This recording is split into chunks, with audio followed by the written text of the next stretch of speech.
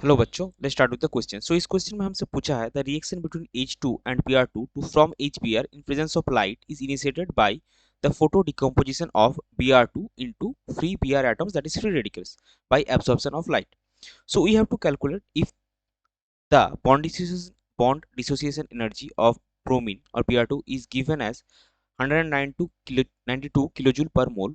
So we have to calculate what is the longest wavelength of the photon that would initiate the reaction. तो चलिए सबसे पहले देखते हैं इस क्वेश्चन का की कॉन्सेप्ट क्या है।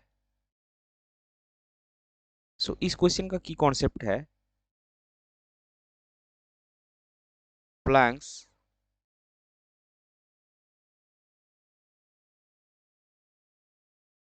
Quantum theory. अभी देखिए, according to Planck's quantum theory आपको पता है that E is equal to H C by lambda. अभी यहाँ पे गिवन क्या है, एनर्जी और bond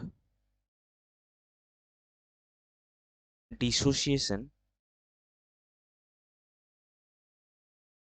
energy is given as 192 kilojoule per mole. ये दिया है एक मोल ब्रोमीन मॉलिक्यूल का, लेकिन जो रिएक्शन हमारा होगा, जो फोटो डिकम्पोजिशन होगा, उसमें क्या होगा, उसमें एक ही ब्रोमीन मॉलिक्यूल जो डिकम्पोज करके टू ब्रोमीन फ्री रेडिकल्स हमको देगा।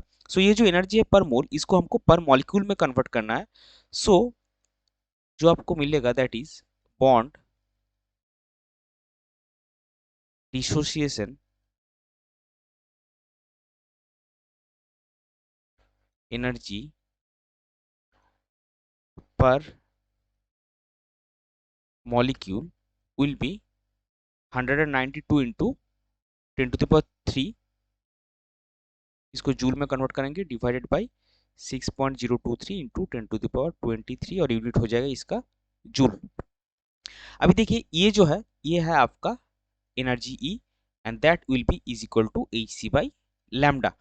और यहाँ पे H जो होगा, H is Planck's constant that is 6.626 into 10⁻34 joule second.